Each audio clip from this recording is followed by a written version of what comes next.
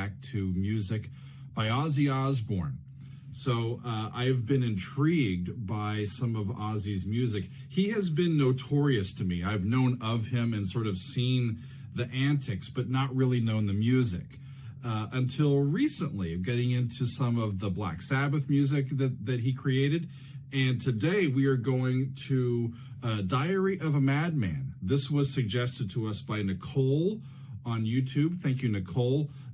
This is the title track to the second solo album by Ozzy Osbourne. It was released in late 1981. This is the last track on this particular album. And as far as I can tell, the album was received with general positivity, especially the guitar work of Randy Rhoads standing out as quite a triumph. So I am eager to hear this track. Sadly, though, Randy Rhoads passed in a plane crash just a few months after this album was released. A plane crash in March of 1982. That making this his last recording. And interestingly enough, just this year in 2021, Randy Rhoads was selected to receive the Musical Excellence Award by the Rock and Roll Hall of Fame. So apparently long overdue accolades for guitarist Randy Rhoads. I found some information about this. This is according to the website Songfacts. The bassist, Bob Daisley, apparently wrote the lyrics, which surprised me because I was thinking, as I read into these, I was thinking that Ozzy wrote them about his own experiences. But no, it was bassist Bob Daisley who wrote the lyrics, telling a bit of his own story with his mental breakdown as a teenager. And Randy Rhoads was the one who developed much of the musical setting, and then the band kind of put together the entire arrangement. So on this recording, we've got Ozzy on lead and backing vocals, Randy Rhoads on guitars, Bob Daisley on bass, and Lee Kerslake on drums. So let's get into it, y'all. The Diary of a Madman. This promises to be a fascinating listen, so let's dive in. And I need to stop for a second, y'all. There's a lot going on in this, but what strikes me is this, wow. I mean, the lyrics here: screaming at the window, watch me die another day. Hopeless situation, endless price I have to pay. Sanity, now it's beyond me. There is no choice. This is the writings of someone, the private writings of someone who realizes that they are losing their mind, or that their mind is becoming fragmented in ways that they can't understand. And the rhythm of this is so fascinating because, one, you've got unequal measures. If it's a two measure phrase, right, you've got 4 beats plus 3. That's already uneven. But in the second part of the 3, they're doing syncopations on the 8th notes to even further make you question what you're hearing. And it's a very, very fascinating solution that they've come up with to presenting this poetry in a way that makes us feel as uneven and sort of unable to anticipate where it goes next, in almost an empathetic way with what the writer of the or the storyteller, this is first person, right, is telling us. And it's it's really sad and dark subject material, but the synergy of it makes me almost happy in a way, because boy, it's really effective. And from an analytical standpoint, I'm quite impressed. We're going to keep on rolling, y'all. Awesome.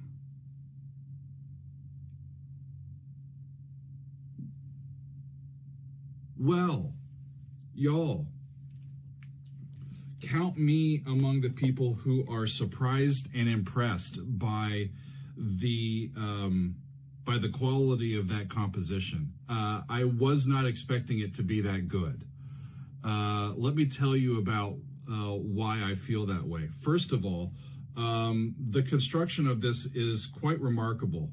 You have an opening that sort of, as I recall, sort of expounds upon G sharp minor. We get set into G sharp after going through a couple of different metrical sort of introductions. We get into the first verse, and it's that interesting 4+3 with the syncopation.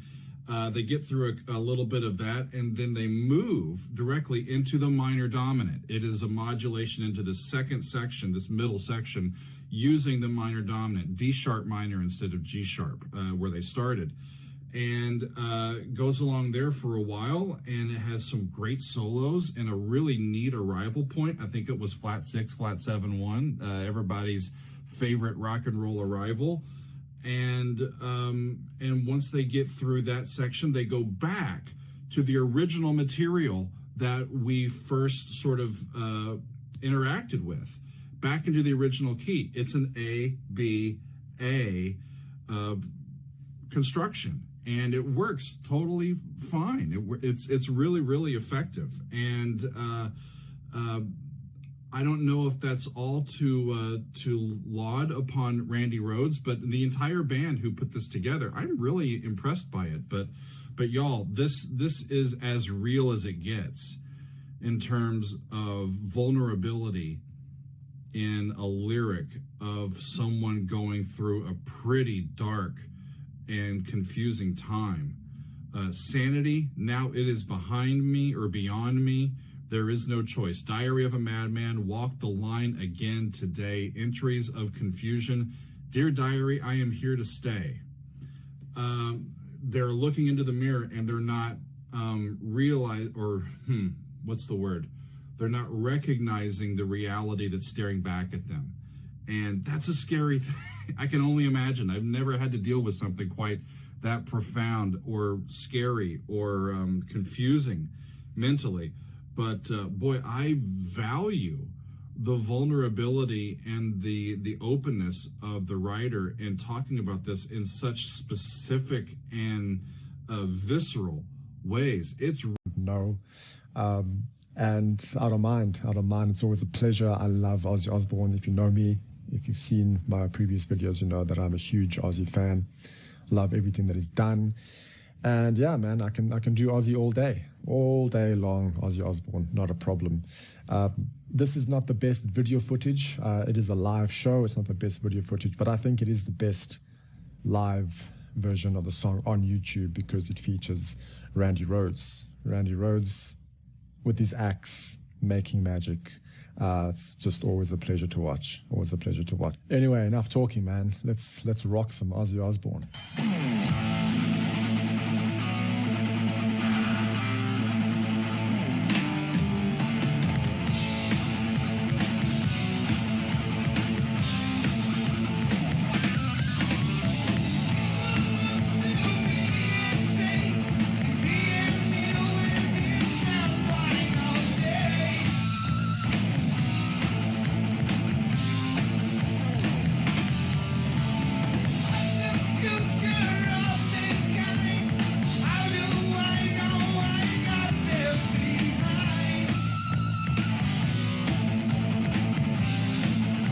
So raw, man.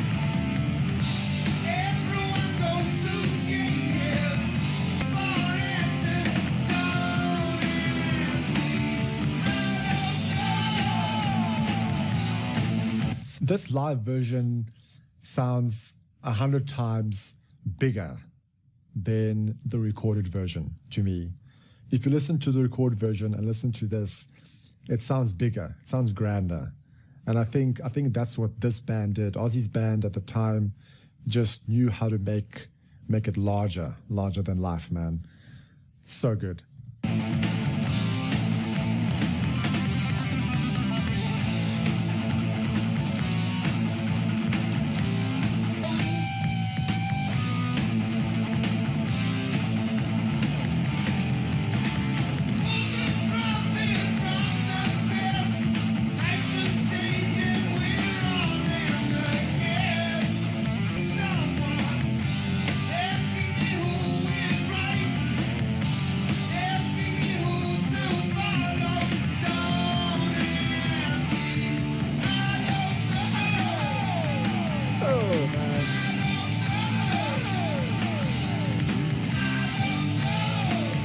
Ozzy can take any song and just make it sound so powerful. You know, if it's something dark like Black Sabbath, you know, but it's just got this power behind it, behind his voice, or a song like Mr. Crowley or Crazy Train, or even, you know, the songs like the newer songs from his latest album, man.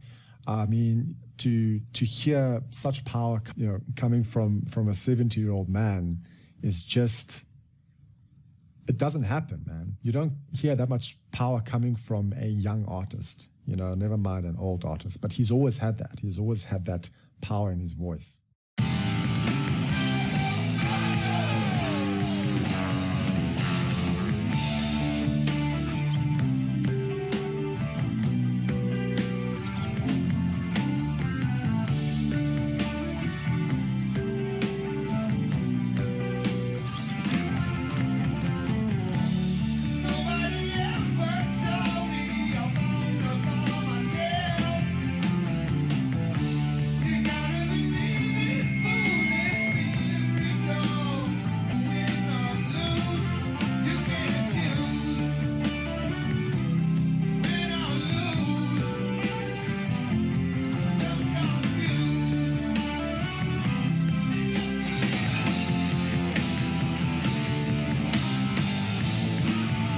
Oh, man.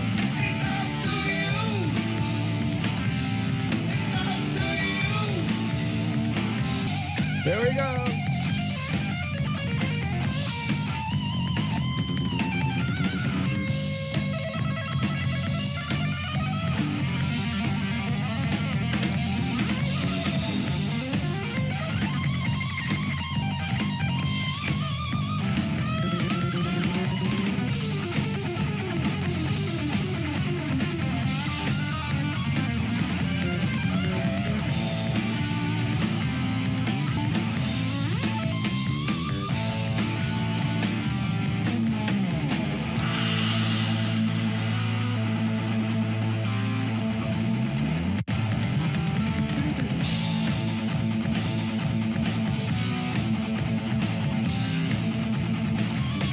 I love how the song is equal parts metal, equal parts rock and roll, man. It's got those styles blended so nicely together, and I mean, it just fits so nicely with the time, and the band pulled it off so well, man.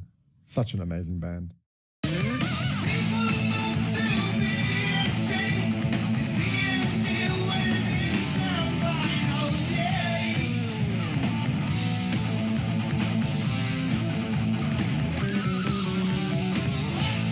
You know what it is about Ozzy, man? It's like sometimes it feels like he's singing these songs to himself, to remind himself. You know, he didn't write the lyrics to the songs, but he chose songs that I think maybe spoke to him. And sometimes you watch him and you can see it's like he's just feeling the song so much that he's almost kind of sending those messages back to himself. You know, there's these powerful messages of don't forget, win or lose, don't get left behind, all that kind of stuff. It's like he's reminding himself, you know, come on, Oz, let's push forward here, man.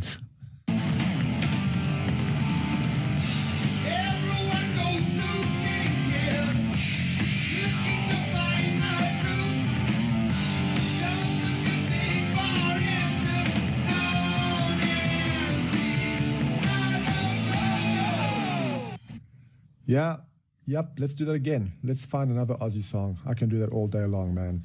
All day long.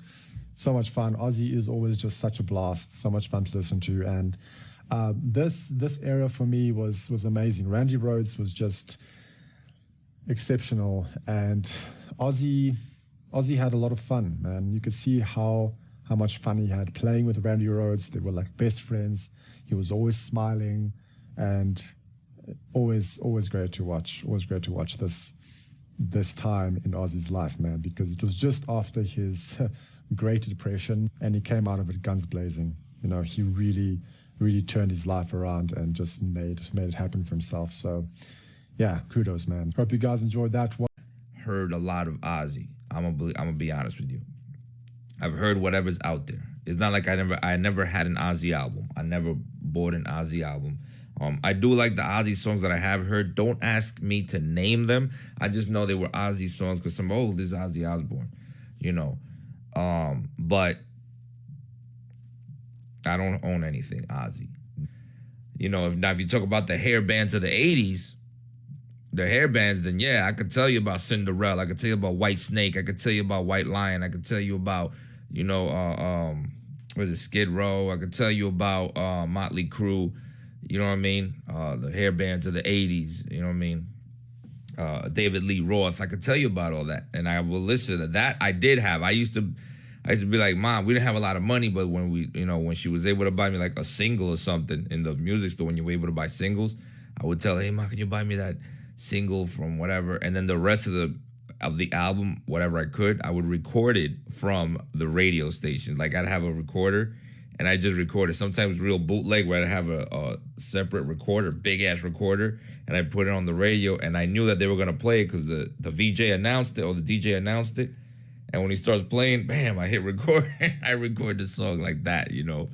But I've always liked recording. Hence why I went to film school and audio engineering school. But anyway, let's go ahead. This is Ozzy Osbourne, Revelation, Mother Earth. Now, mind you, I cannot play the whole song. I'm going to have to pause it because it's Ozzy. It's a big name star, just like Elvis, Michael Jackson, any of the big name stars. You do that, anybody with Jay-Z, you can't just play their stuff. I am walking on a thin line with this channel. Thin, very thin.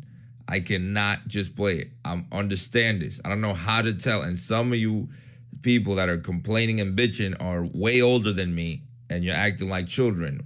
You know, you don't understand how it works. I don't understand this. I'm telling you, I cannot play it all the way through without pausing it. You see me play for example, the UK, so a lot of the UK stuff, I can play more of it than I do a lot of the stuff here because they don't have the copyright stuff that we do on all their things. So I can play some of their stuff. I don't get dinged for any of the UK stuff. But as soon as I hit play on this, the YouTube algorithm is already flaring and it's turning red. So understand that, all right? So let's listen to some Ozzy after that awkward rant. Guess who's back? Oh, what the hell?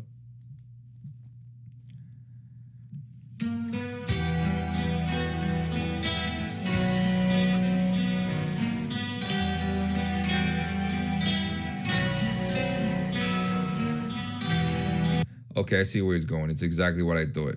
Mother Earth. It's a song about the earth and the destruction of it.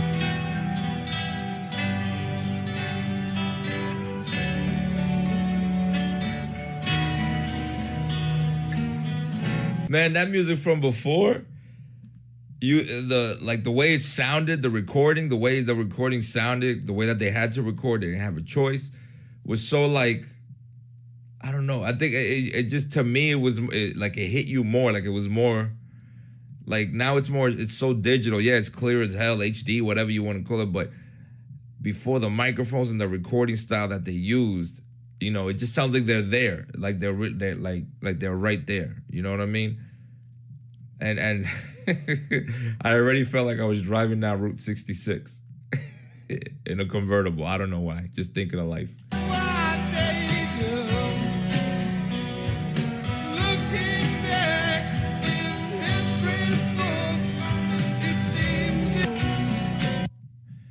Wow. Very depressing. Very depressing. A lot of depressing scenes. I mean, the song, I mean, it's Ozzy, you know what I mean? These old artists, man, they really, you know, these older artists, one thing I could say, I don't know, and I feel, and I may be wrong. I may be wrong. I'm not taking away from the new artists a lot, even though, yeah, some of them are this way, where I feel like a lot of the new artists, it's so easy to be an artist now. It's so easy to just put your stuff out there because of the internet and everything. Just, you know, make something in your house and throw it up on the internet. People like it. Boom, there it goes. Now you're famous. It's so easy that people are just looking for the fame. They don't really love the music. They don't really love and think and like feel what they're singing about. Not all the artists. Some artists still really put their heart into their music. But you can hear the heart that was put into this. You know what I'm saying?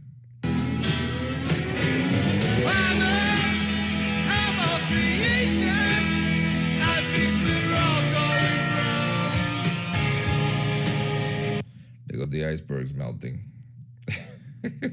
That's it. We'll have a conspiracy. I have a conspiracy podcast, and I talk about all that stuff just because I like to do that. You know what I mean? But anyway, let's go. This is not the actual video. I just caught that. I thought because I can just tell by the footage that they're using, because a lot of the footage came out after this song. Obviously, a lot of the footage that you see happened after the song, not during or before. Damn.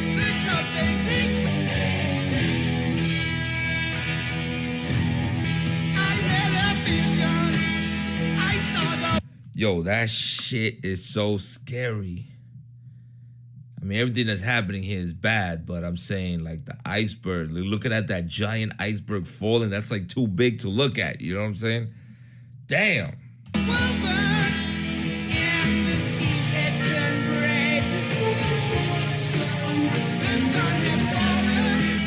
If you haven't seen that movie, Us, The Holding Hands, brings me back to that movie. I just saw it last week, and anyway, you got it.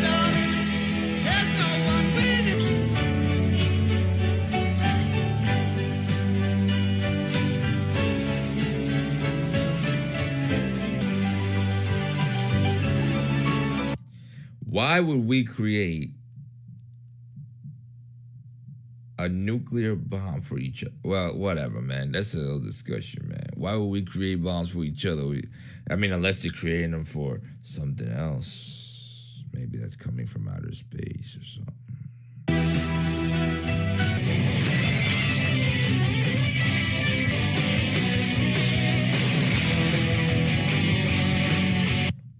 Missiles, or looking at, I mean, missiles, you know, nobody wants missiles on them. I don't think anybody wants missiles falling on anybody. But use the children. You really want to get a rise out of people? Use the children to pull those heartstrings. That's what they did right here. And you know, this isn't part of Ozzy. This is just a video somebody put together. But use the children, man, and it will pull heartstrings, and it will get you to change your mind about stuff. You know what I mean? That's my house key.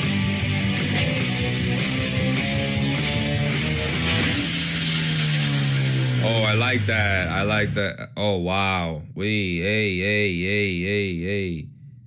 Hey. Oh, my God. Hold on now. We're destroying the whole earth. But yeah, man, Ozzy, Revelation, Mother Earth. I like this video, actually, that they put. This isn't the video. I don't know if he has a video to it. Let me see if he has an actual video to this. I know he has this is the remastered, whatever, live. No, he has live, but there's no, oh, wow. He's got live performances, but there's no video for that. Now, is Ozzy Osbourne the one that bit the head off a bat? Ozzy Osbourne bites bat's head off. Okay, it was Ozzy. Okay. 34 years ago today. That was in January. Wow. I wonder if Peter was around at that time, 34 years ago.